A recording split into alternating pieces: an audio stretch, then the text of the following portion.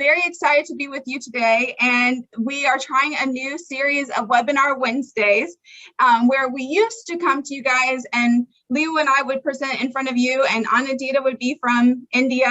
And because of the pandemic, we aren't able to travel and see you guys in person, which is really sad for us because we enjoy being with you guys one-on-one or in groups and talking with you guys and being with you in your home country. That's part of our job and we really enjoy that. And so we tried it where we sat in front of you guys virtually and we presented things, but now we want to have it be more interactive on your part. We want you guys to be able to ask us questions, and whether it's from a big Q&A session like this, where we have, I don't know how many we have right now, but we had 100 people sign up for this, which is awesome. We want you guys to feel like you have a voice because this is your education that you are trying to prepare for. So we want you to know that we are here for you every step of the way. We have also planned out a series of webinars for the future on Wednesdays. That's why we're calling it Webinar Wednesdays.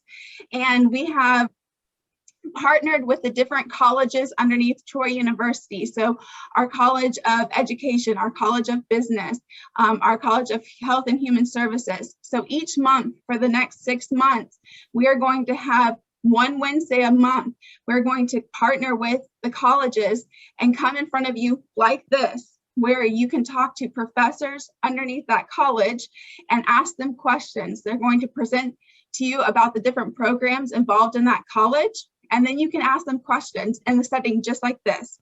Because right now, because of COVID, we can't come to you anymore. And that hurts us. That makes us really sad because we really like being with you guys and talking to you and being able to share with you about Troy. And I know that you want to know about Troy because we get so many emails from you guys. Hey, can you tell us about this? Can you tell us about this? And so we feel like this is going to be a good platform for you guys to ask your questions, not just to us, but to the professors that you're interested in those programs. So this is our first one. And so we want you to be able to ask the questions that you want to know about the admission process, about visas, about anything you want to know. And then next month, we are going to start our first Webinar Wednesdays with partnering with the colleges, with the College of Business. And then in April, we are going to partner with Arts and Sciences. So if you're interested in computer science or biology, environmental science, anything that falls under the Arts and Sciences department. And then in May, we're doing communication and fine arts. And then June, health and human services. So that's where our kinesiology, our nursing, our social work programs fall under. And then in July, our education department. So if you want to be a teacher, if you're interested in psychology, that's where we're presenting those programs. And so, like I said, we're really excited to present these things for you so you can start asking questions, not just about the admission process and how you apply, but specifically about your programs. So we're really excited about that. So like Leo said before, if you have questions, please pop them in the chat. We do have some already that people have submitted through email, so we're going to get started on that. We're excited to be with you today, and we're excited to see all your smiling faces because normally we just see it through email, and so this is really exciting for us. So Did you have any questions there? Yeah, we have some questions, so we'll go ahead and get started. I know that you've seen us a lot before. I've already talked a lot. Anadita, do you want to say anything? Any words of welcome right now? Yeah, so hi everyone. I am the recruiter who's located in India. So I am at a remote location and I normally work with students that come from India.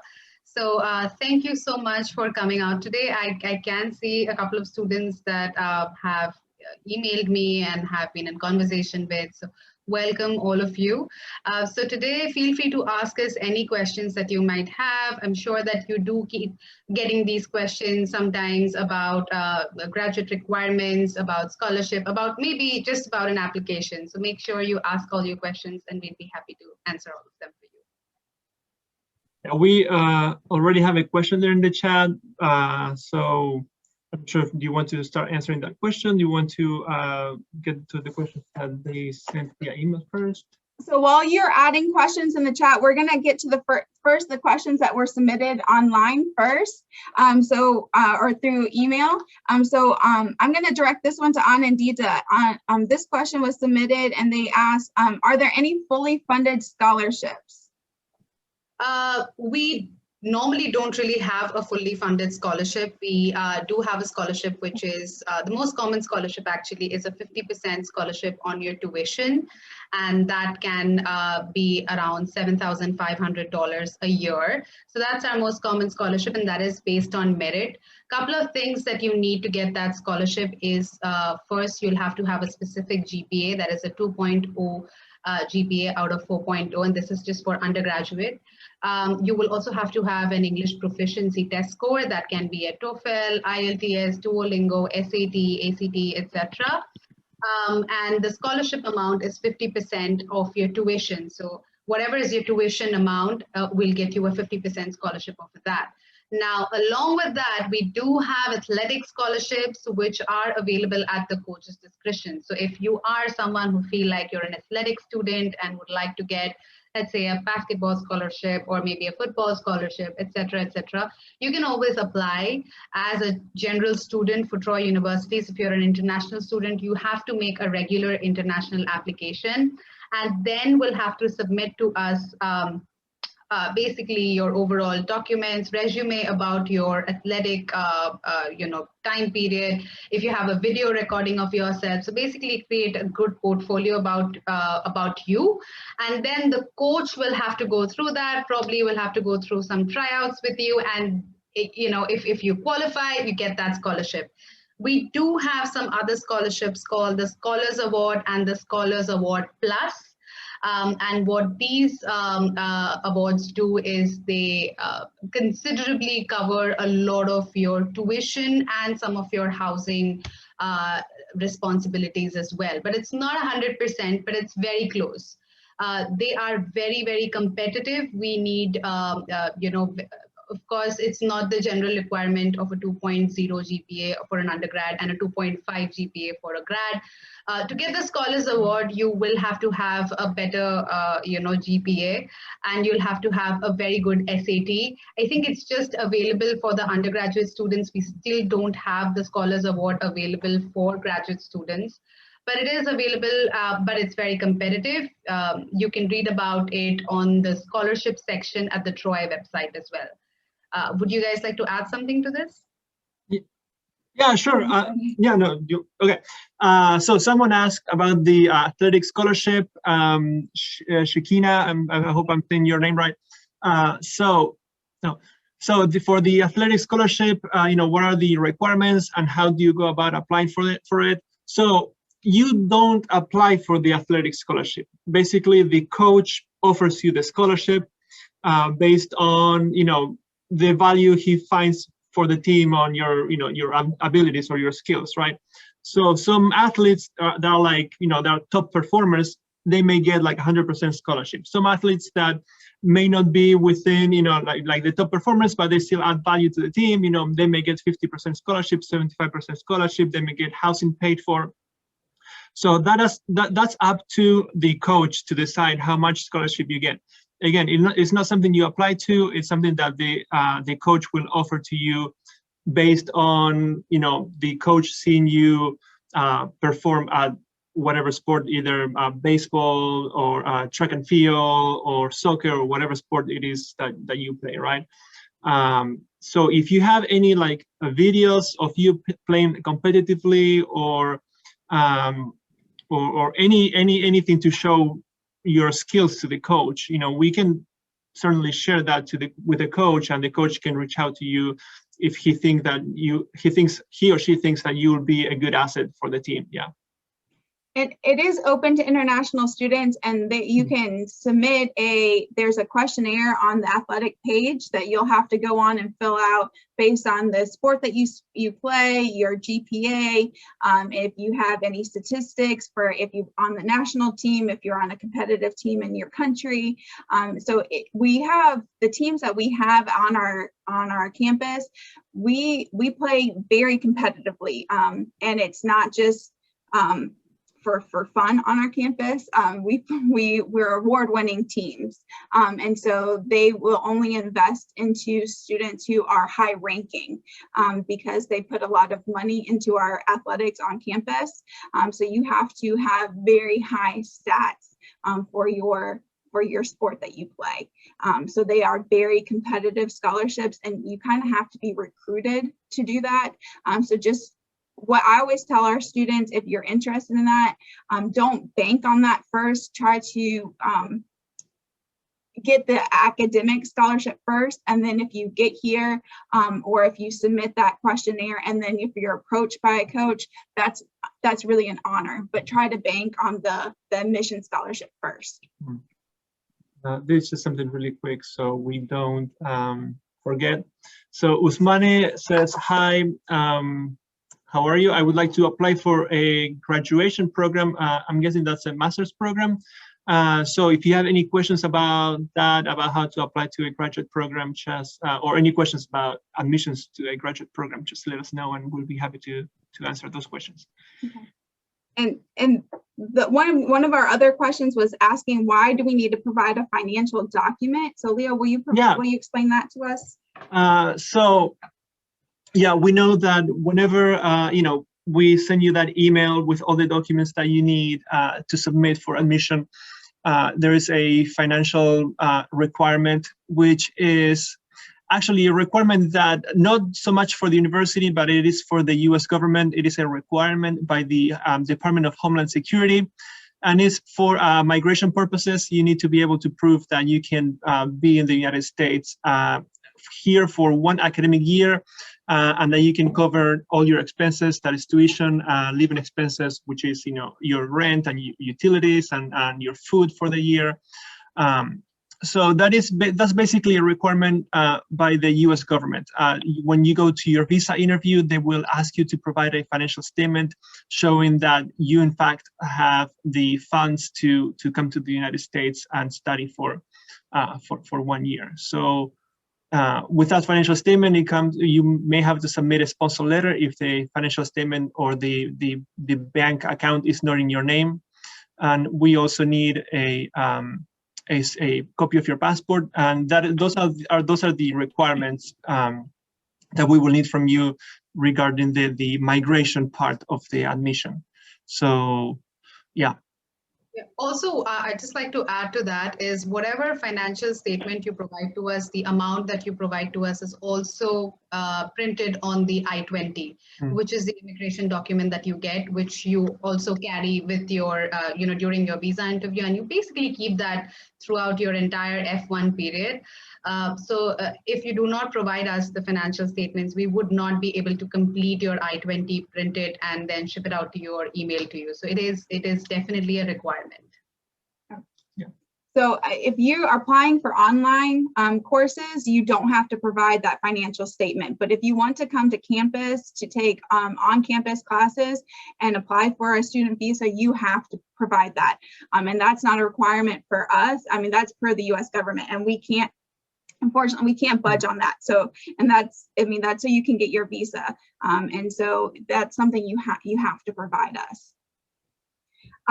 One of our other questions is, why am I being asked for a social security number on my application? We get that question all the time. And so Anandita, I know you get that question a lot. Can you answer that for us? Oh, because you're filling the wrong application. So if a student is filling out the wrong application, what do they need to do? Well, if you're filling out the wrong application, first of all, just stop. Or if you're in contact with any of your recruiters, get in touch with us and we can help you step by step with the entire process. First, what you need to do is just go into the Troy website and then create a profile of yours. I know whenever you click apply now, it takes you to the screen where it says that, apply graduate or apply for undergraduate. You need to avoid that. Go into create profile and create a profile for you first. And then the next step would take you to basically, submit an application. Or start an application. And you'll have three options for that.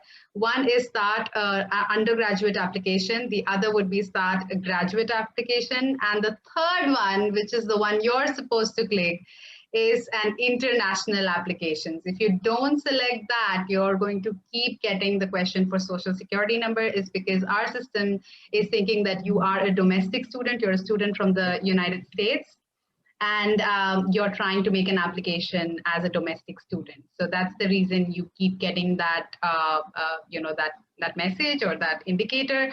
So you need to just go back and create an international application. We've had this, I don't know if you, we're not showing that, but it is supposed to come right after the page of create profile. We had this entire webinar where Claire had, taken the students step by step to the entire process. But if you get stuck, just let us know and we would definitely send you over the steps from 1st to 10 about how to make an international application. Hopefully that will make your life a little more easier. Okay, so I think we're getting this question in the chat, and I was sent this question on email. So when can I expect an admission decision? When can I expect my I-20? Is it emailed? Can it be shipped? And when can I expect an admission decision? So Anandita, I know you get that question a lot as well. So I'm going to ask you to answer that one as well. So. Thank you. So a lot of students, I'm sure, would just make an application and submit the documents and expect an admission to come the next day. That's not how it works. So what you need to do is first, once you create and submit your application, and it is only submitted if you make a payment of $50 and then submit your application.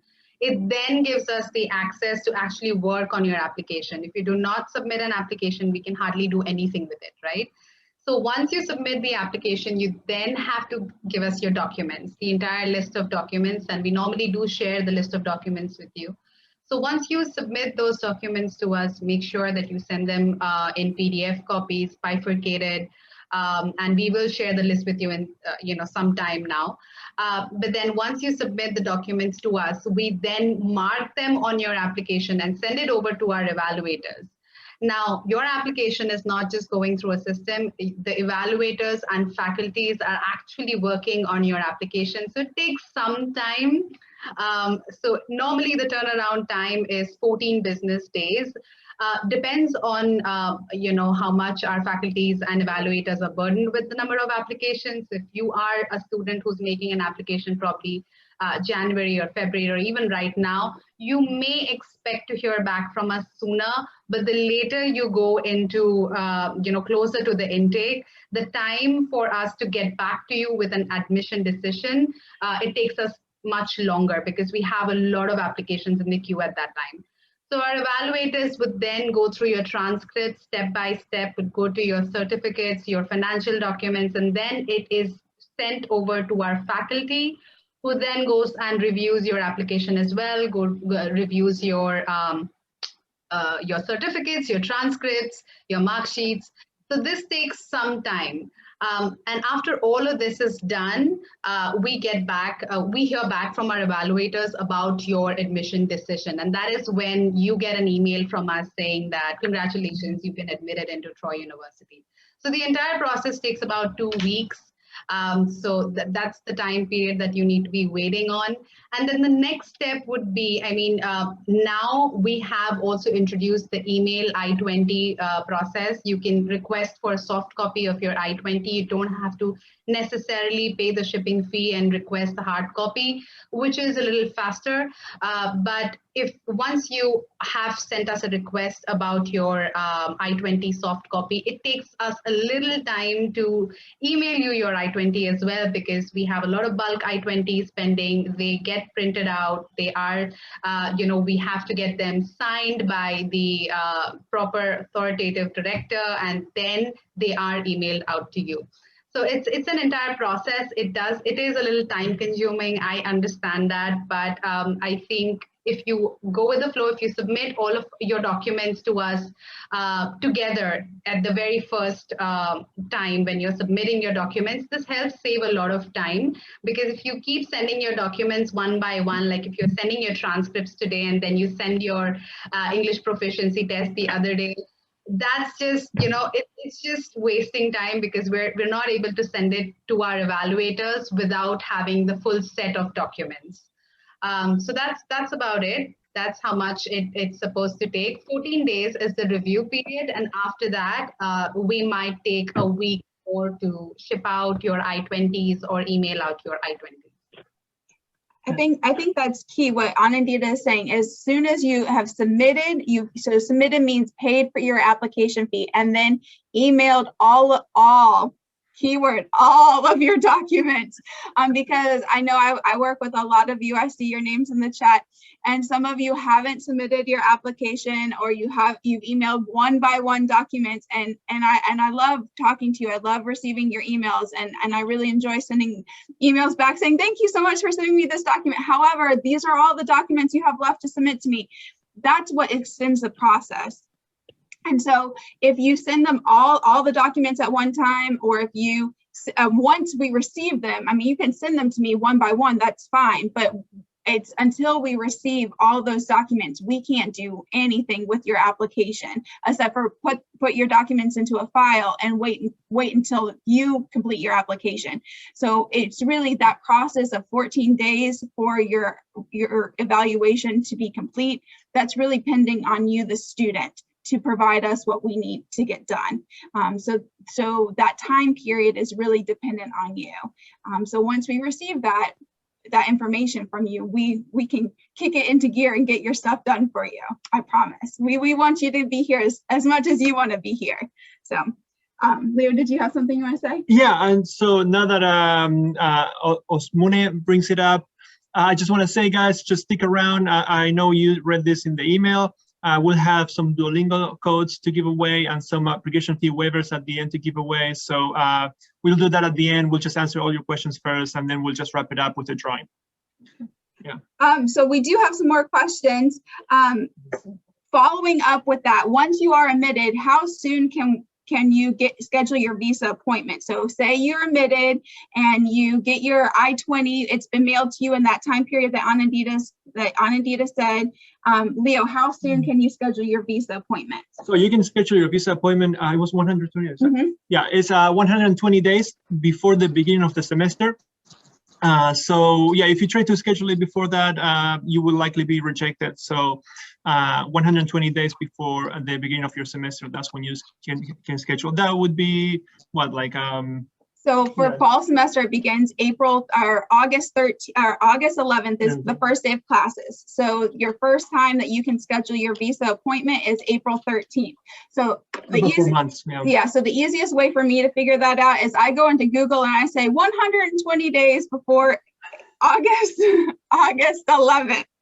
And that's how I figure it out, because I'm not going to sit there on the calendar and count 120 days. I don't do that. So you have to think smarter, not work harder, right? I mean, that's how you do it. And honestly, come to college, you learn that trick, right? So you have to do those things. Google is your friend, people, right? So 120 days is April 13th. So if you are coming for fall, you can't schedule your appointment on April 10th. They won't let you do it. So anytime after April 13th, you're solid and you're good to go. Okay. Alicia says, hi, Nancy. Hi, Felicia. It's always good to see you. We do have some questions, I think, in the chat about when the deadline for fall admission is. And so falling in line with that, the deadline for fall admission is June 1st. And so that if you come to us after June 1st and say, hey, it's June 2nd, it's June 3rd, and I still want to be admitted, and you have all your documents and we can process you, that's fine. We'll work with you. But come August 1st, if you're not inside the United States with already a F1 visa and you want to transfer, it's going to be very difficult to get a visa, especially now with COVID and embassies backed up already for you to get a visa. So we will always say to you, yes, we can work with you on your admissions, but just know that it's probably more advisable for you to defer to a different semester. And it's not because we don't want you to be here, it's just because we know that the visa wait time in most countries, it's going to be very difficult to get a visa past that June 1st deadline to get here by April 11th. So that's why we make the deadline June 1st. Yeah. But we will always work with you if it comes past June 1st, but that's why we make it that deadline. And then the spring 2022 deadline is November 1st. So just make sure that you don't wait till June to submit your application if you have all your documents ready, right? Because it's going to be a mess. You're going to send us your documents, and even if you're looking for May end, I think if you've got your documents prepared, just send them out as early as you can.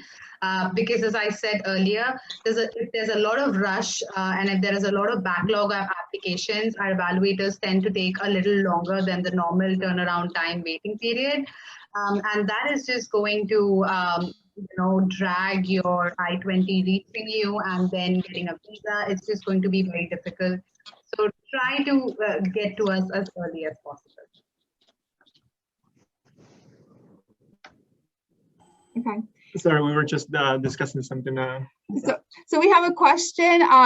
It says, I want to know more about the undergraduate transfer program for undergraduate business, and I coach semi-professional soccer. Can I still continue coaching? So Leo's going to take that. And the coaching, you mean you want to get paid for the coaching or just have fun and coach on the side? Because that's a little different. That includes work permits and things like that. And so we'll kind of break it down in two parts. I'll take the work side of it if you want to take the transfer side of it. Yeah, so are you currently in the United States? If you are, yes, you can definitely transfer. You will have to have a minimum GPA of 2.0 or above to be able to transfer to Troy from any university here or accredited university here in the region. So yeah, we will need your transcripts from this. You don't have to submit your high school transcripts or anything like that if you have more than 12 credit hours from this university. And then we will need a copy of your I-20. And then again, the typical documents for migration, a financial statement, sponsor letter, a copy of your passport. So yeah, it is simple. It's not complicated. Once we admit you, you will receive an admission letter, and your I-20, your current I-20 will be transferred from your university to Troy University. So you will not get a new I-20 or a new a CVIS number or anything like that. Your CVIS number has to match the CVIS number on your visa. So we will not create a new I-20 for you. Your university will just transfer it to us. If you are outside the United States, the process is pretty much the same, except that we will create the I-20 for you so you can transfer and enter the country with that I-20. Okay. And so in regards to your coaching, if you're trying to look for work, we're going to pull up the work slide so everybody can see what it means to work on campus. So I'm going to address that. So if you're interested in working on campus, or having a job when you come to Troy, you kind of only can have a job on campus. And so I don't really know about a coaching job. We would have to talk to our athletic department about that. But in regards to our student worker jobs, you can work to up to kind of 15 to 20 hours on campus. Normally at Troy, you can't work more, or per the US government, you can't work more than you study on campus because you are coming on under a student visa. And so your student visa really only allows you to work the same number of hours that you study. And so typically for undergraduate students, you study about 15 hours. And so you would only be able to work 15 hours on campus. And they're minimum wage jobs. So when I was a student worker, I got paid $7.25 an hour. And I think the minimum wage is about the same now. I mean, that was only about 2 years ago. So You can't work off campus. You can volunteer off campus. You can also get, if your program allows for an internship, it's called CPT, and you can do a CPT through your program and get paid through CPT. But that's the only off-campus jobs that you're able to have if it's allowed through your job. If you get caught working off campus, you can actually get deported. So please don't do that. I'm just warning everybody, don't do that. Don't work off campus, because we don't want you to go home. We want you to stay on campus, and we want you to finish your degree here, okay?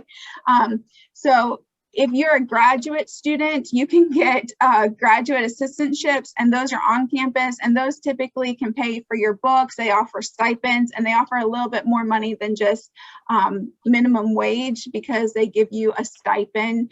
Sometimes they offer more of a scholarship, just depending on what department you fall under.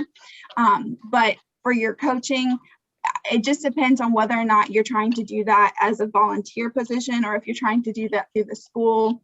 So you might want to email us about that specific question. So we're going to move on to the next question. So can the financial statement be provided later? Is it required to get an admission decision? It is not required to get an admission decision, but I think Anandita and we both kind of covered this. If you want your I-20 to come to campus, you will have to provide a financial statement. If you are interested in, like, I know a lot of students need an admission letter to get a bank loan. They can't just go to the bank and get a loan from their bank without an admission decision from the school. So they come to us, they say, hey, I can provide you all the documents except for my financial statement, because I need to go to my bank with an admission letter to get my bank loan. Or if I need to go to some countries will offer country loans. I know Sweden does that. I know Saudi Arabia does that. Yeah, they get like you know, they get like government scholarships or like grants and things like that. So they need the admission letter in order to receive that funding or that money, right? So we can offer you an admission letter, but we cannot do anything in the government portal. It's called CVIS, without a financial statement. And that financial statement, if that's a bank letter, if it's a government loan letter, if it's a sponsor financial statement, like from your bank, if it's your own financial statement, we can't process an I-20 without that. So if you want to come to campus, we will need that from you. But if you want just the admission letter, or if you're just trying to do online classes, you can do it without it. That's fine. But you won't be able to come to campus. You won't be able to apply for a visa. You won't be able to do anything except for take online classes in your home country without that. I'm scrolling down. Yeah, this is how is science. How is the science program at Troy University? Because I'm interested in applying. What specific science program? We have a lot of science programs at Troy. And I know, Anandita, you have worked with, is it Dr. Kumar? Oh, no, Menon, Dr. Menon. Menon, yeah. Yeah, do you want to speak with your experience with Dr. Menon? And he did black hole theory, didn't he? Yes. So Yeah. when are we doing the webinar for the And we will have our webinar with Arts and Sciences on April 14th. So you'll get an email about that. But yes, Anandita, tell us about your experience with Dr. Menon. So we've got a lot of different programs under the College of Arts and Sciences, and some of the popular science programs. If you're an undergrad student, we have all of the pure science programs. And if you're a grad student, we have computer sciences with almost 6 specializations. It's actually one of the largest computer science departments in the southern part of the United States. You're also working with data, cloud computing, and artificial intelligence, data sciences, machine learning, and robotics, which not a lot of universities are working with at the moment. We also are currently have introduced a specialization called Bioinformatics, which is a combination program of biology with information systems. So this is also a very, how do I put it? It's a rare program, and it's not a lot of universities are providing this in the United States. We also have Biomedical Sciences, which is available in both undergrad and grad, which can be, a program if you want to, which can be a good program if you want to go in to become a doctor someday. So we do have a good mix of a lot of good programs. All of our faculties are PhD holders. We do give an opportunity to do research. We do have amazing lab equipment, very good infrastructure. All of our science programs are STEM designated. And currently, overall, we do give them a very good company exposure as well, industry exposure as well. They have their very own career fairs where they get to meet a lot of good companies. In fact, for the computer science department, I know that we've recently had a student who was recruited by a company called Capgemini. I don't know if you guys know it. It is one of Fortune 500 companies as well. And this all happened during the pandemic. Companies like CGI, which is again another Fortune 500 company, is located right outside campus. So if you are coming in as a student at Troy to study science, and there are multiple other specializations, I might have probably skipped a couple from my head, but we do have the entire breakdown in our website. We do give you an opportunity to research. We also do give you an opportunity to pursue those particular programs in theses or in non-thesis specializations. If you want to go ahead with theses, that's just going to help you do, probably pursue PhD later on.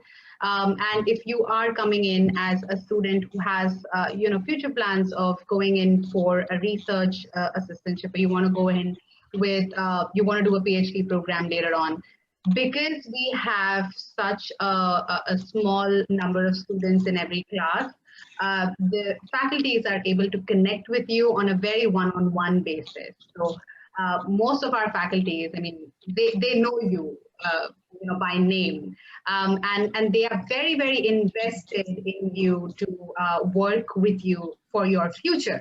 I've had some students who I had helped recruiting, and there's this one student who has recently got an assistantship or an opportunity to do PhD in, I think in Georgia Tech, if I'm not wrong, but basically our faculties are there to take care of you, to help you.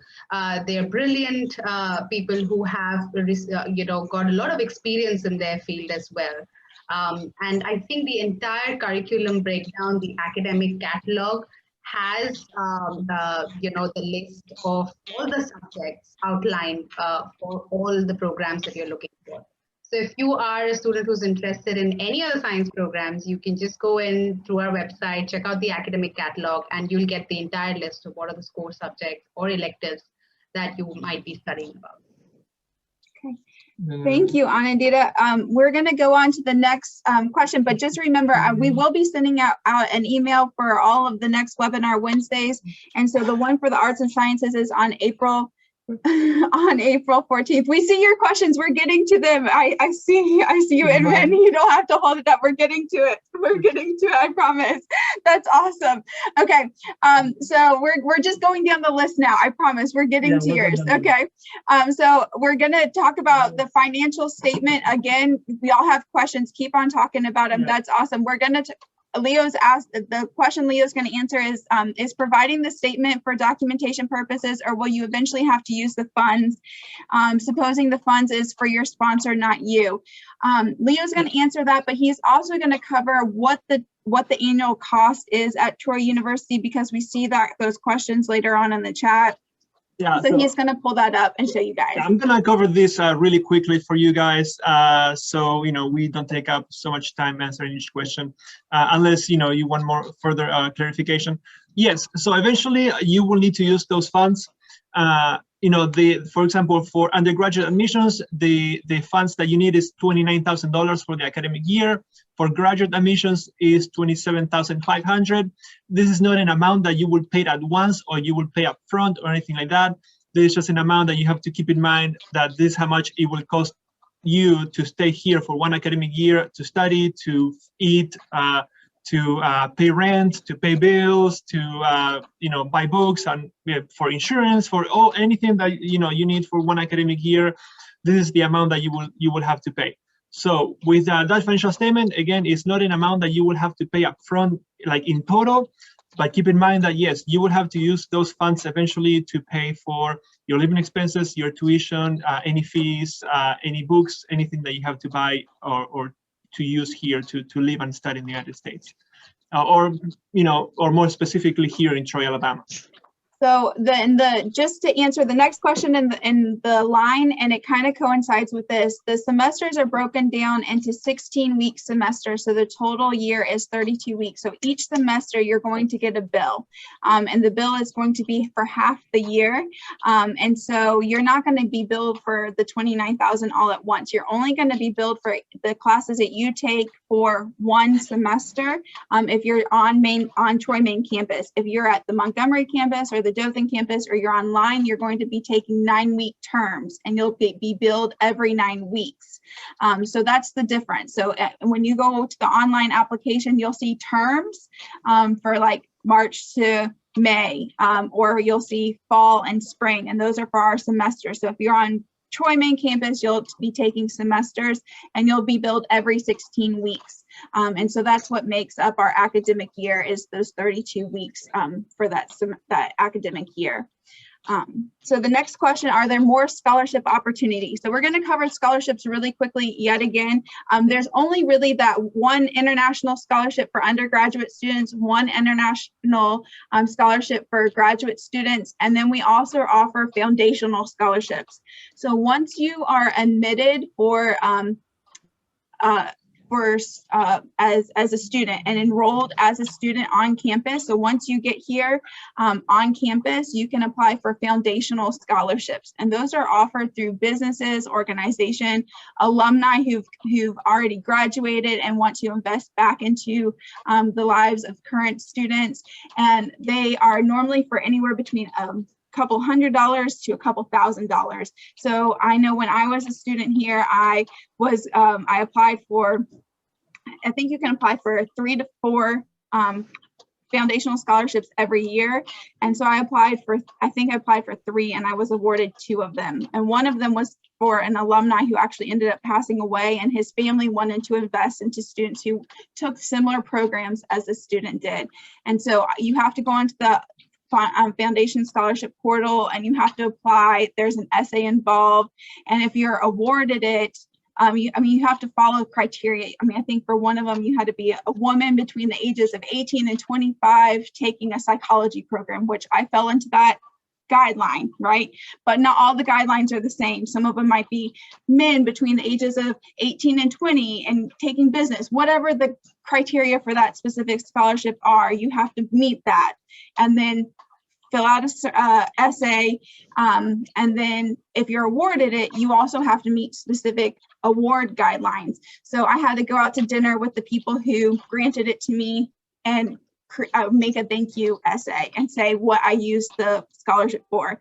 And it was $1,000 for a year, and I used it for books. So it wasn't a lot of money, but it covered my books for an entire year. And at that point, I was taking upper level classes, so those books were really expensive. So it helped a lot. So those are the extra foundation scholarships that international students can apply for. But the basic scholarships that international students are eligible for at the time of admission are, if you're an undergraduate student, you would need to have a 2.0 out of 4.0 GPA and have English proficiency. So whether that's an SAT, TOEFL, IELTS, you have to have an eligible English proficiency score, and you would be eligible for a 50% off scholarship. And the same for the graduate scholarship. It's a 2.5 out of 4.0 GPA, English proficiency score, and then if your program requires you to have a GRE score or a GMAT score, you have to submit that because you have to be unconditionally admitted. That's essentially what that means, is you have to meet all the criteria for your program. And that's how you would be awarded that 50% off scholarship. You're eligible for it. You do have to go on to the scholarship portal and essentially fill out a form that says you want to receive that. You're eligible for it, but you have to fill out that form to say that you want to receive it. And so those are the scholarships we have available for international students. It's 50% off of tuition. It doesn't include fees like insurance and stuff like that. Yeah, I think Iman was holding a sign. I thought you said scholarship Yeah, on your so sign. Is that what it said? Did I cover that for you? I think he wants to know about teaching assistantships. And hold on. Would you like me to unmute you so you can ask your question? Do you want to like speak, or do you want to type your question? Or just hold up your sign again. Or hold up your, is he still there? He's right there. No, but maybe is he frozen? You want to hold up your sign, or do you want to ask the question for everybody? Iman? Yeah. Hold on. You have to unmute him. So, There you yes, go. absolutely. You know, speaking about Troy University has been an issue about which there's been considerable hostility, but I strongly accept this is true. But I would like to know more about opportunities that I can actually achieve for teaching assistantship and research assistants, as well as a scholarship. That's what I was looking for. Okay. Awesome. Well, do you want to talk about graduate assistantship? Yeah. Okay. So, you know, for the graduate assistantships, you have to be admitted to the university first. And they work kind of like, they're like a job, you know, they're not like, you know, how we spoke before. Let me just go back to that slide really quickly. You know, the student workers that you work, you know, maybe like 10, 15 hours a week. So you have to actually go to our jobs website, apply for it. You know, you're going to see all the scholarships available. If you are, for example, a business major, let's say an economics major, you can apply to be a graduate assistant at the economics department. And, you know, you will get, you know, you get like some more perks other than, you know, a minimum wage, 20 hours a week or 15 hours a week, right? Sometimes you get full scholarship. Sometimes you get full scholarship plus a stipend that you can use that stipend for books, for food. Sometimes you can use it to cover your rent. So again, you have to be admitted unconditionally, and they are very competitive. So there's a lot of students who apply to it and only one gets it because it is an actual job, right? You know, it comes with a lot of perks. As I said before, you know, you get a lot of things covered for you, but at the same time, they are very competitive. So, you know, if you have a high GPA, if your English proficiency is high, if you were able to score high on your GRE or your GMAT, you know, you will have good chances at obtaining it. But again, you know, they're very competitive because, you know, they offer a lot to students. And I will say, if you go on the job board and you see, first, if you're applying for, they're only available at the Troy main campus. GA positions are only available at the Troy main campus. So if you are looking to go to the Montgomery campus for our computer science program, you won't be able to apply for a graduate assistantship there. They're only available at the Troy main campus. So just keep that in mind. So when you go to the job board, you want to narrow down your search, look for the Troy location, and then look for GA positions. And just know that, like, if you have background in computer science, but you're an economics major, you don't have to only apply for the economics position. You can apply in the computer science department. If your resume is stacked in other areas and you have a lot of job experience in other areas, go to what you're experienced at. Because they'll have a job description and say what they are looking for in that job description. And if you have experience for that job description, apply for that area too. So you do not have to apply just for the program that you are studying under. So for example, our GA position is in international programs, but our GA, she is getting a degree in sports management. It has nothing to do with each other, but our position that we wanted to get filled had a lot to do with social media and marketing, and she has a lot of experience in that. And so we were looking to hire somebody who had a lot of experience in that area. And so we were looking only at her resume, not at her school. So we will look at your resume as well as your transcripts to make sure you have a good GPA, because if you aren't doing well in school, you won't be able to do well balancing work and school. So we'll look at your GPA to make sure you can balance the work school thing, but we are also going to look at your resume to see what you're good and skilled at. So don't feel like you're limited to just apply in one area because that's the program that you're studying under. Okay, does that answer that for you? Yeah, of Thank course. you very much. And I just wanted to, for the last thing I would like to say, having a GPA of 3.9 out of 4 and IELTS band a score of 8, are there maybe a little chances for achieving scholarships in TA and RA?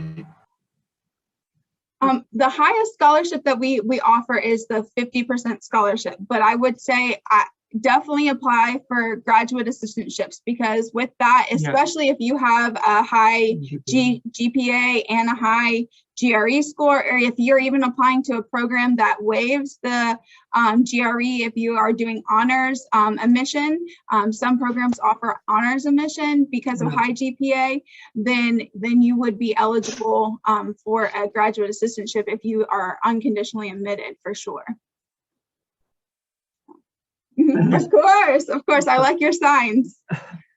So we're going to get back to the questions in the chat. We have Centil. I'm sorry if I'm butchering your name, but since she wants to be unmuted, so you can unmute yourself right now, and you can go ahead and ask your question if you are still here with us. I see you on the list. Yeah. Hi, am I audible?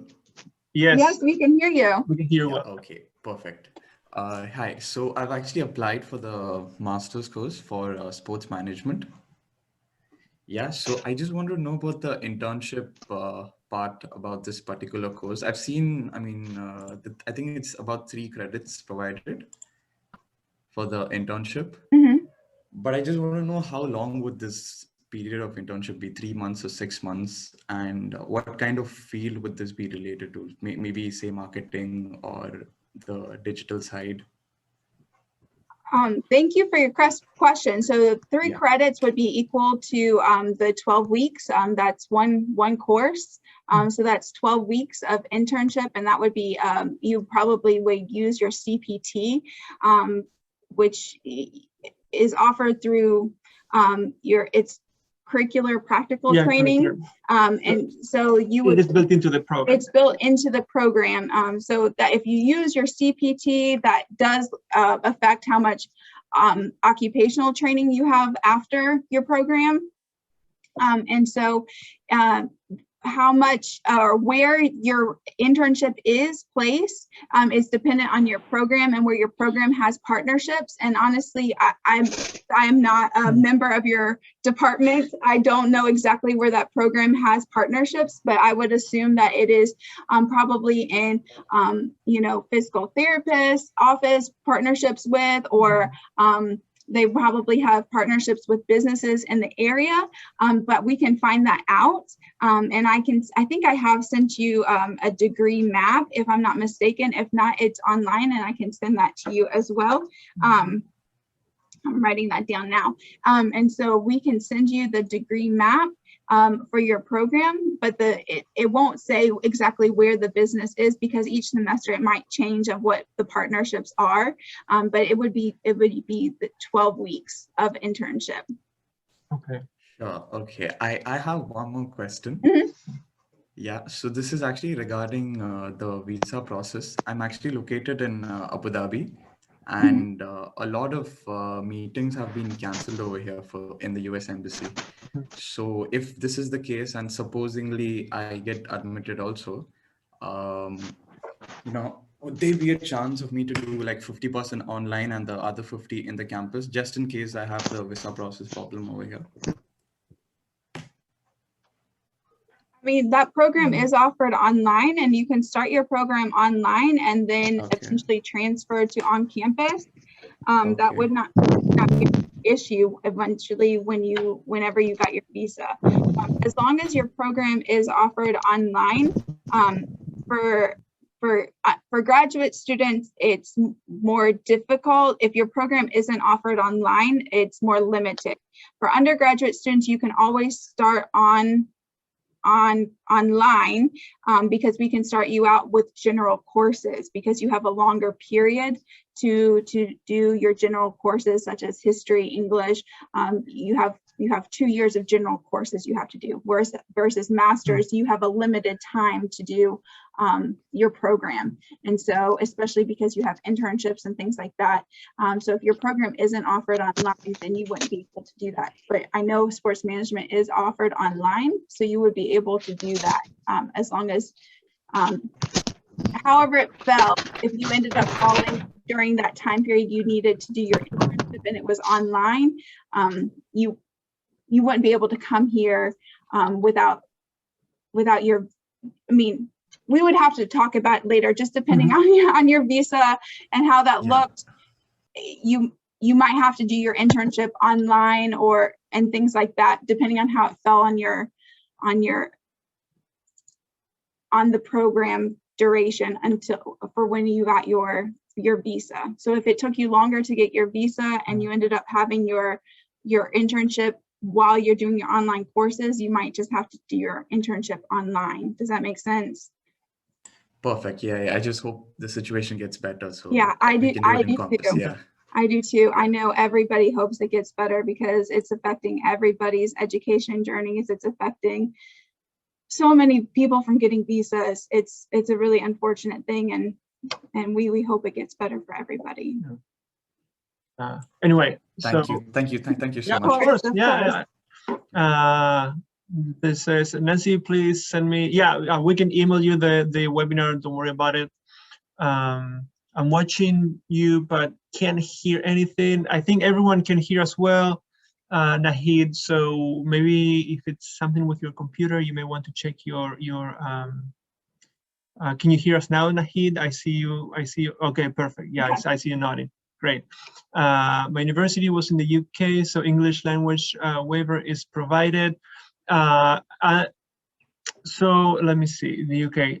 So you will still have to provide your English proficiency scores.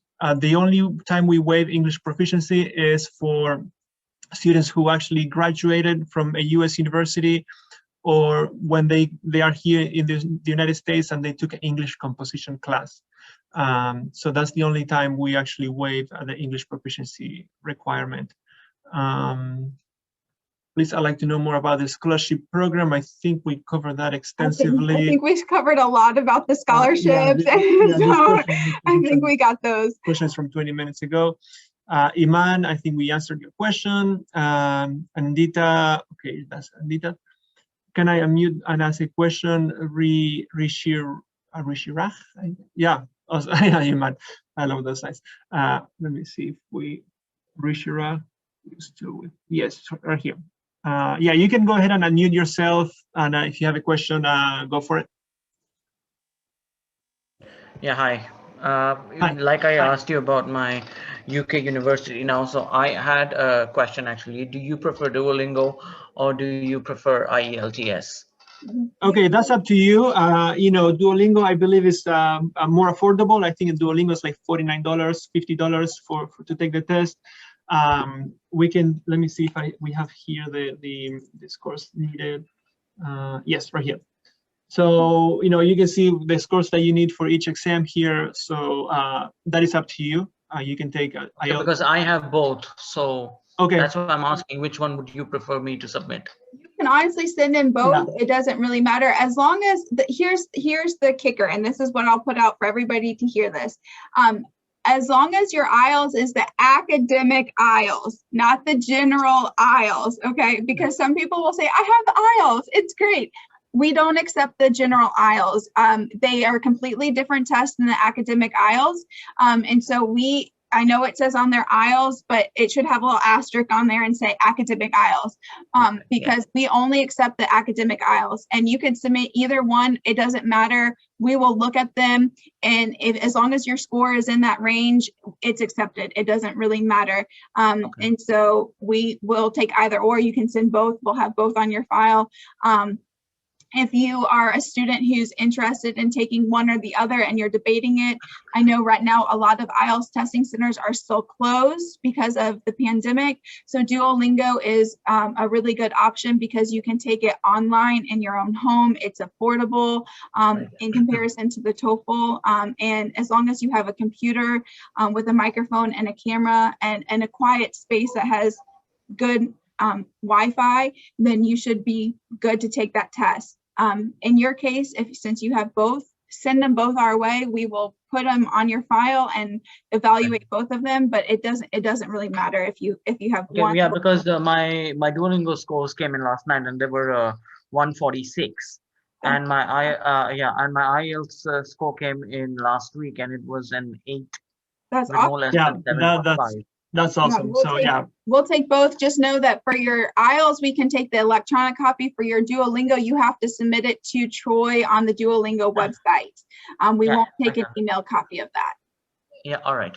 Elizabeth, So yeah, and also I wanted to ask, like my previous institution of study said that they will only be able to provide official transcripts post the 1st of April. Okay. okay, that's fine. So you can send us your, I mean, I'm sure you have an official copy that the university provides for you, or maybe you can get it from the website. Right, I have those, yes. Yeah, so yeah, we can process your admission with the unofficial copies. Whenever you get the official copies, you can ask the university to send them to us. You have up to your first semester to send or to provide us with all official documents. So yeah, so don't worry about that. We can process your admission with unofficial copies, and just whenever you have the official ones, just send them to. Yeah, all right, yeah. Because I did have a word with them and asked them that, you know, if you can, they said we cannot send, you know, printed copies. If they ask us to send electronic copies, and if they're okay in accepting electronic copies, we can do that in a turnaround time of 10 days. But if they need us to post it to them, then it's going to be only after the 1st of April. No, that's fine. We can take electronic copies as Yeah. long as it's directly from the school and not the student. And if that's the case, they can send it to transcripts at troy.edu. They can send it to if you're is your recruiter Anandita. Is that right? Anandita, is this one of your students? Are you from, where are you from? Yeah, from India, and my Yes, you're recruiter is Anandita. Anandita, yes. I didn't want to make any assumptions, but I knew you weren't one of my students. So so yeah, you can have them send it directly to Anandita as long as it's from the school directly and not from you. Then it would be considered official if it's by email. Yes. Okay, I think that's fine, because you know because at the moment the UK is in a bad mess, and you know they're undergoing a lot of lockdowns. So I asked them and requested them. So they said if your university where you're going to apply in the US, if they're accepting, you know, copies online, you know, we can stamp it and send it to them, that's fine. But if they ask us only to send it via post, then it's only going to happen after the 1st of April. Yeah, Okay. we're essentially paperless, despite how many trees I like to kill from making copies. So yes, we will take it electronically. And if you don't have your diploma yet, just have them send a provisional certificate, and we will accept it. Thank you so much for your question. That's awesome. Yeah. Copies when you're on campus. Otherwise, you only need to get your hard copies when you're on campus. Make sure to get all your documents. Then before that, you can send us electronic copies. They're fine. Yep. And if your school sends us the official copies electronically, that we will mark it official then as well. So we don't need the official ones when you come to campus. You'll be fine. Okay. All right. I think that answers all my questions. Thank you very much. Awesome. Thank you. All right, guys, we've been here for an hour, so we're going to try to power through all these questions really quickly so we can do the drawing. I'm sure you're getting tired of listening to us speak. So yeah, let's move on. While we are on the topic of English proficiency score, if you get a score that is below what's on the screen here, if it's for undergraduate or graduate, if you get a score below that, you can still get admission. You will just get conditional admission, which means that you will have to test again upon arrival. And we have our own English proficiency test that we do upon arrival for students. So if you don't submit an English proficiency test, or if you do submit one that's below the English proficiency test that's on the screen, the requirement that's on the screen, that's fine. You will just test again upon arrival. And if you test poorly upon arrival, like if it's again below what our standard is, you'll have to go through our ESL, or English as a Second Language program, before you can start your academic program. Because your English is not up to par with what it needs to be for academic level English. And that's essentially what this test is showing. We require this for all of our domestic students, but we require it through SAT and ACT scores. That's what all of our domestic students have to submit. But because we know that SAT and ACT aren't offered everywhere in the world, we require it through what tests we know are offered everywhere in the world, which is typically IELTS and TOEFL and Duolingo. You can take that anywhere in the world.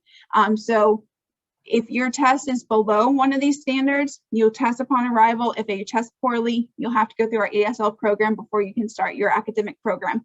If you're trying to take online classes, we do not offer our ESL program online, so you have to score above the required minimum to start online classes, because we can't offer that ESL program to help you get your English above that academic level.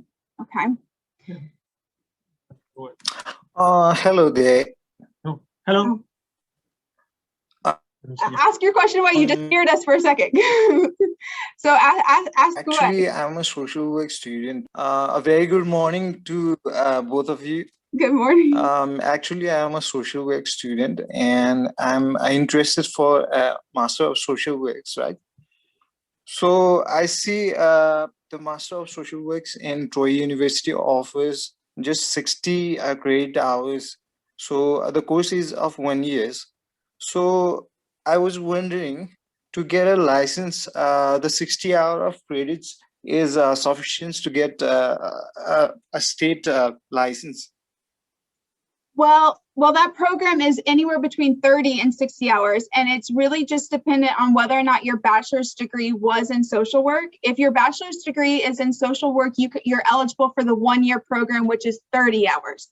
If your bachelor's degree is not in social work, then you have to take the 60-hour program, because it gives you the foundation classes that you need, and it's a 2 year program, which is 60 hours.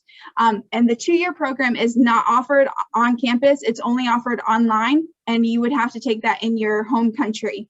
The 1 year program is offered on campus. So if your bachelor's degree is in social work, you're eligible for the 1 year program, and that's 30 hours. And the social work, the way that licensing works in America, it's kind of complex. We give you everything that you need with your degrees, right? We give you all the education you need, and you can get a license in the state of Alabama, but same with counseling, same with teaching, it's only good in the state of Alabama. So even for me, I'm a psychology major. If I get a counseling degree, my license is only good in the state of Alabama. If I went to the state of Florida, my license won't be valid there. So you can take the test to be licensed as a social worker, but you can only practice in Alabama. If you went somewhere else, you're going to have to re-license. And we have reciprocity agreements with other states for you to take that test and be re-licensed elsewhere.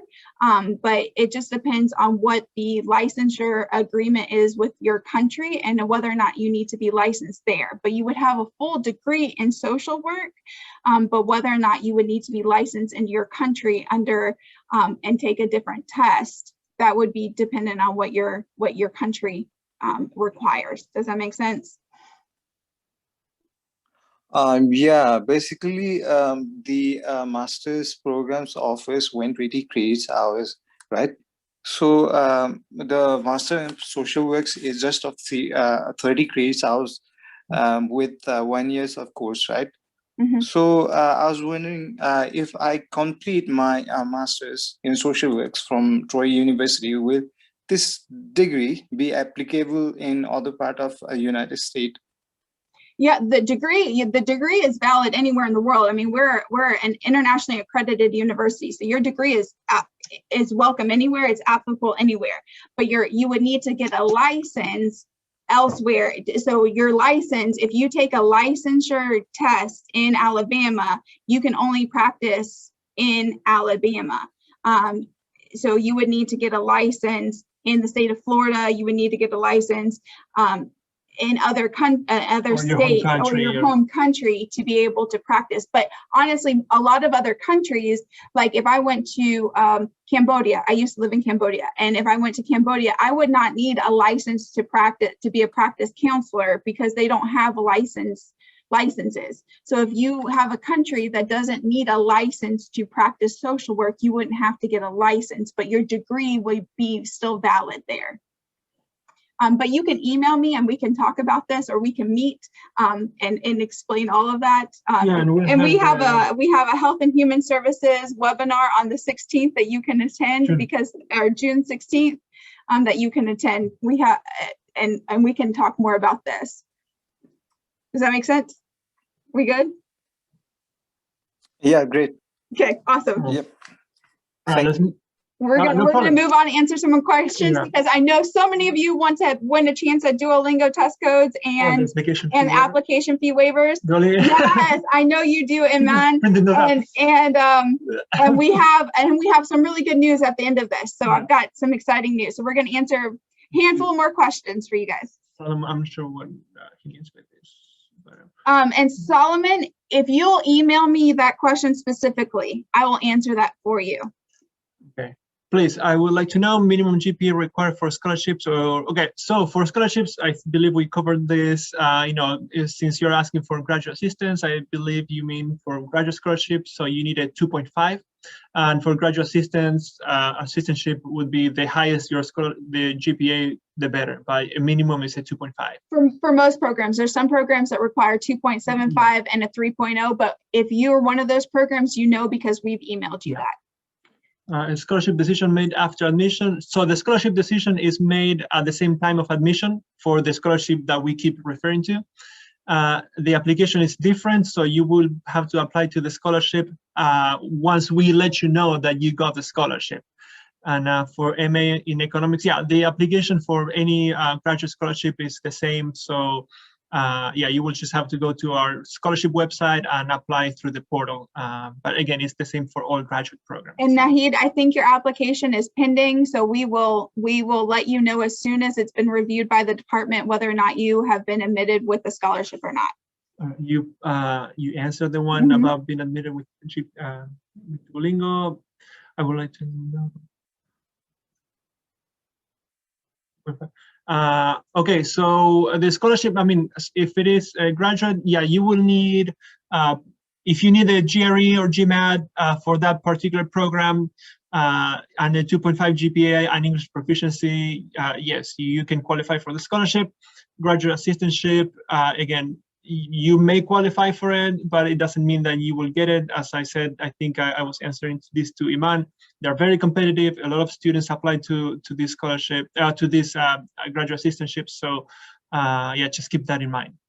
And you have to, if your program requires a GRE score, you have to submit that to be unconditionally admitted. If you don't submit that, if you don't submit your English proficiency score, you are not eligible to apply for graduate assistantships because you've been conditionally admitted, and you won't be able to apply for those. There is a comment here for Anandita, and it says, "Hello, Anandita, ma'am. My name is Arkit.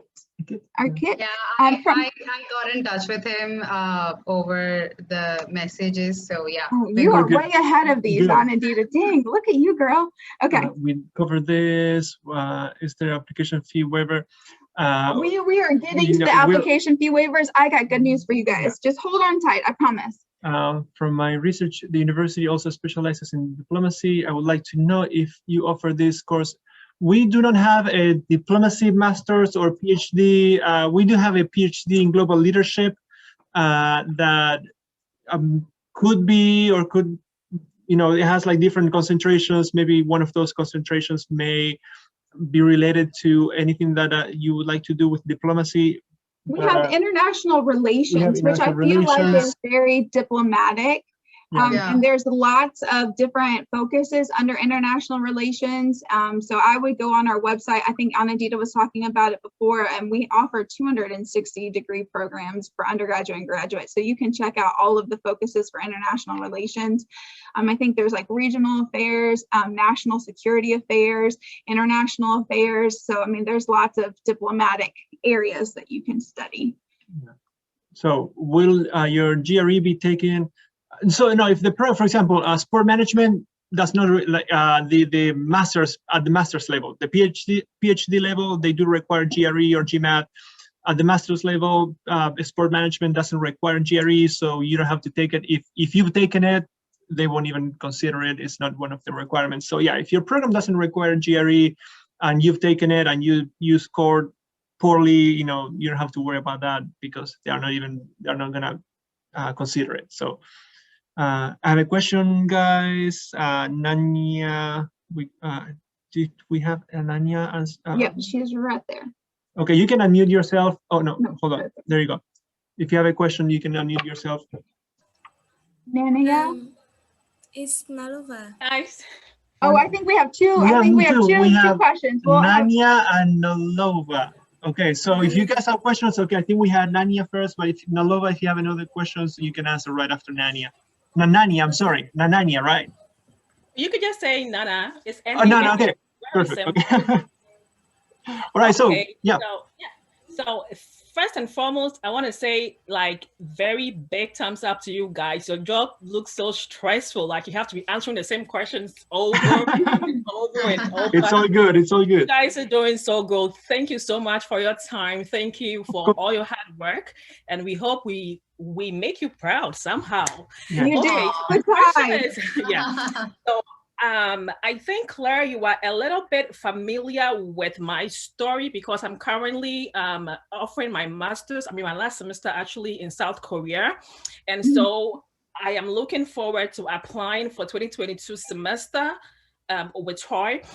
And so I just want to know that with all these things, with the guidelines and the requirements and everything we are talking about, they are still going to be the same for the processes for 2022, right? Like nothing is going to change because it looks like maybe it's just going to be effective for the 2021 admissions, or it's still going to be applicable. Like with everything you are telling us now, with all the questions you are answering, it's still going to be the same answers for next year, right?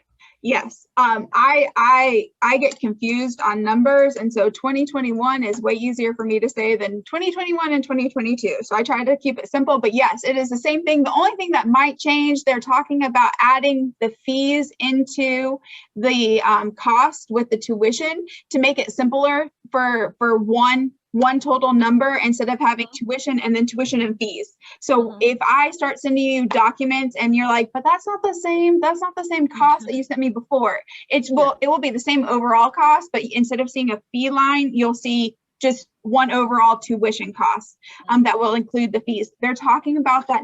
I don't know if I'm supposed to share this with you, but our chancellor is talking about it now. So if I get in trouble for sharing this with you, I'm sorry, I really liked my job. Okay, so that's the only thing that might change between now and then.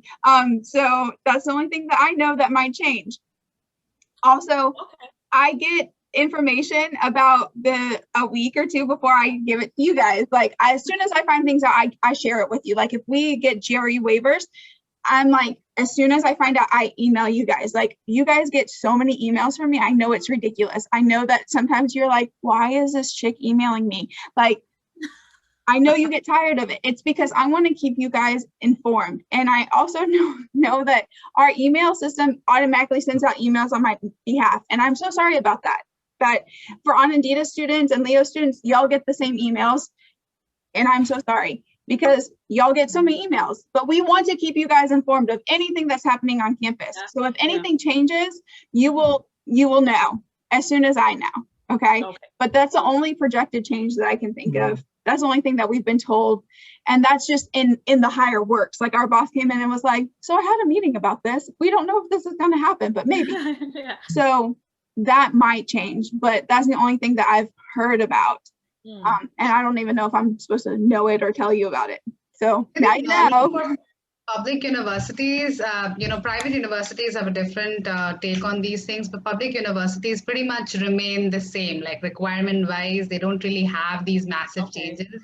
So you'd pretty much expect the same from us 2022 as well. I mean, the only thing that I can think that might change is if COVID goes back to like pre-COVID times. Right now we are emailing out our I-20s, and before pre-COVID we had to mail them out. That was a legal thing. We had to legally mail them out because anybody can hack into emails and like take those documents and manipulate them. I probably shouldn't tell you this because like now you might do it. Like don't do that, okay guys? No, we couldn't do it. Yeah, no, and this is something that don't do that, because your I-20, what says on the paper is in the government system, and it has to match whatever it says on the paper. So if you somehow alter your own I-20 and you go to the visa interview, they're going to be like, okay, what we have in the system is not the same as what you have on the paper. So you're busted. So don't listen to Claire when I say this is what people have done before, because it's definitely illegal. Your phone keeps ringing. Can we I'm sorry about someone is calling, but we'll get that later. We're here with you guys. Okay, it's just going to keep ringing. Okay, anyway. So that might change, because if it goes back to pre-COVID time, that's a law from CVIS, and they say you have to mail them out. So if it goes back to normal, we might have to start mailing them out again. Yeah. So if that happens again, we'll send you an email and you'll know. But those are the changes that have really only happened in the last year because of COVID. And then we might start coming back to your country, and you might see me in person, and I'll be like, hey, let's get coffee. We'll have to come to South Korea. I can't wait to see you in South Korea. Yeah, I used to live there, so I mean, I've lived all over. So anyway, really? So we'll head to Nalova now, and we'll answer her questions. But yes, those are the changes that I can foresee in the future. Okay. Okay. I'm so excited to see you in person. Oh, virtually in person. Yes. All right, Nalova, what's your question? My question concerns I was asked about the diplomacy issue. Now I specialize under international affairs, and I just wanted to know if international affairs offers masters and PhDs. So we do offer international relations, international affairs for the master level. We don't offer PhD at that in that program. The only PhD programs Troy offers, which we are trying to expand, is nursing, sports management, and global leadership. And our global leadership program is only offered online. And so we're kind of limited in the PhD level. And so we don't offer it in international affairs, but we do offer it at the master level. Okay, so you had spoken about ESL, that if we fail the English proficiency levels, we come over there, we take ESL courses. I'd like to know how long does the course, the duration? The length of that course is technically a year, but we really base it on the I mentioned that you test upon arrival, and so if you test at level 1, obviously one would be a year-long program, but if you test at a 4, it's 1 to 6 levels, right? So if you tested a 4, you would only go 1, 4, 5, 6, right? So it would shorten your program length before you can start your academic program. If you tested a 6, you would only be in there 1 term, right? So it's really just dependent on what you test at. And so until we can test your academic level or your English proficiency level, it's really just dependent on kind of where you test at on arrival. Okay, thank you. No problem. Okay, so I have a question. Okay. Okay, actually, I applied to MA in economics program. Yes, I'm aware. I've worked on your case. Okay, so actually,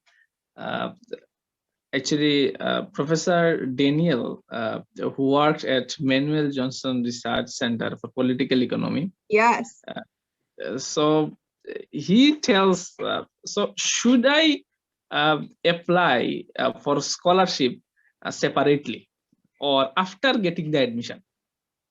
No, so, and I think I emailed you this, I think we discussed it before. It's only you're eligible for a scholarship at admission. So it's based on what you've submitted in your application packet. So you don't apply for it separately, but if you're eligible for it, you do have to go on and say that you want to accept the scholarship. Does that make sense? So if you're not eligible for it, you don't have to worry about anything. So if you're from your admission packet, we will review your admission packet and see if you are admissible, if you are eligible for a scholarship. So you have to meet your GPA requirement. If you've been admitted with the correct GPA, if you've been English proficient, if you have your GRE, GMAT score, whatnot, or if you have honors admission, if you've met all of those things, you'd be eligible for or for a scholarship. Then it has to go to the department for review. Once the department has reviewed it, comes back to us. We write an admission letter, we write a scholarship letter, we do your I-20. In your case, you didn't submit a financial statement, so we can't do that, right? So when we've talked about that, Yes, so yes. we will send you those admission documents. And you'll have those admission documents. On that admission document with your scholarship information, it will give a link to the scholarship portal for you to accept that scholarship. Okay. Oh. Okay, so I do not have to do anything at this moment. At this moment, and that email that I sent you yesterday, you just have to wait. Just wait until I email you back. You're good. Okay, thank you. No, Okay, thank you. no problem. Okay. So we're gonna run through these really, really fast because I know you guys are all getting tired of hearing us talk. Okay. Can I ask a question, please? Yeah. Sorry. Yeah. I'm not sure who's talking. I don't see your screen, but yeah. Lolia. Yeah. Go ahead. Yes. So actually, I'm based in the United States, right? And I know a little bit of the admission process, but not too much in Troy, but in ASU. So I see that you put your SAT score for 480. So is this SAT score for undergrad going to be just for the admission process, or if you are requiring for what they're calling it, for scholarship? Because I know for ASU, they say your SAT score is based on scholarship purposes. So is it that you submit the SAT for scholarship or you submit it to get admission? So I think we've kind of covered this before, and I don't know if you're joining us a little late, so I'm just going to do this really fast. So our SAT on there is for just the reading and writing section to know if you're English proficient. And so that's so you can be unconditionally admitted, and we will review that for scholarship eligibility as well, because we do that at the same time as the admission process. Okay. And so we will also look at that SAT score for your placement later on. Once you've been admitted, but that's for only undergraduate students. If you're a graduate student, the SAT, ACT is not eligible for English proficiency because that's not for a graduate level. But that's only the reading and writing, it's not a overall SAT score, but we will look at the overall SAT score for the placement later on. I hope that I answered that. Yes, for you. Thank you. And I know I think you just muted yourself. Well, in the meantime, go ahead. Sorry, somebody was telling me. I applied for the graduate school, and they're working on that. I'm going to start on the 4th. So the reason I'm asking this, I have some folks asking me, how does Troy University do the admission, right? And I've not gone to school in Troy, so I really don't know how it works. But so people coming from Nigeria, right? Do they need to write TOEFL because Nigeria is an English country? They would, because y'all have a lot of different sublanguages, and we want to see what their academic English level is. So if they have the SAT, they don't need to write TOEFL, but they would need to have some form of English proficiency score. You can for the graduate level, for you separately, you don't need to submit an SAT score, but yes, I know. But for the other students, but you can email me separately and we can go through the admission process. So if you want to send students to me, so you can better understand, but we can go through that together. If you want to email me, I think if you've applied for a graduate, you should have received an email from me. You'll receive it from Nancy or Claire. It's the same person. Troy just likes to identify me by my first name and not by the name I go by. So it's Nancy Claire. Okay, can you like give me a chat on your email so I can write it down? Do you want to pull it up on the screen? Yeah, I think you're in the US, right? Yes, I'm based in the US. I'm in Montgomery. Yeah. So we've been talking. You've been talking to me. Yeah. So Leo will send it to you. So I will. We'll get that. All right, thank you so much. No problem. Yeah. So with that question, that kind of answers what Anderson asked about the English proficiency requirement for some English speaking. Again, we know that many countries speak English around the world. We still require English proficiency because they have many like native languages and many are different dialects. So we still require English proficiency. Then Yvette, she asked about the SAT also. Guys, do you see this in my screen now? Do you still see the PowerPoint presentation, or do you see the SAT scorecard? We see that. I see the scorecard. Okay, perfect. Great. So she's asking if the reading and writing, how does that work? So I'm going to zoom in a little bit. So this is what we look at right here. I'm not sure if you see my mouse moving around. So you need a 480 in this section, your evidence-based reading and writing score. So we look at this to determine if you're English proficiency or not. You need a 480 minimum. As you see, let me just move this out of the way now. Okay. As you see here in the SAT reading, so that's basically what we mean when we say 480 in that section. All right, I think we're getting to the end of the questions, guys. Thank you so much for bearing with all of us, and thank you for asking all these questions. This, like I said, this is the first one that we've done of this, and we are so glad for all your questions. Normally, we're just up here and telling you all about Troy, and you guys don't have an opportunity to ask the question, so we're so glad that you've stuck around this long. I think we've answered all of these. If we did not get to one of your questions, Leo is going to put up here on the screen our emails, and maybe. No, I haven't. No. Well, we're going to type it in the chat.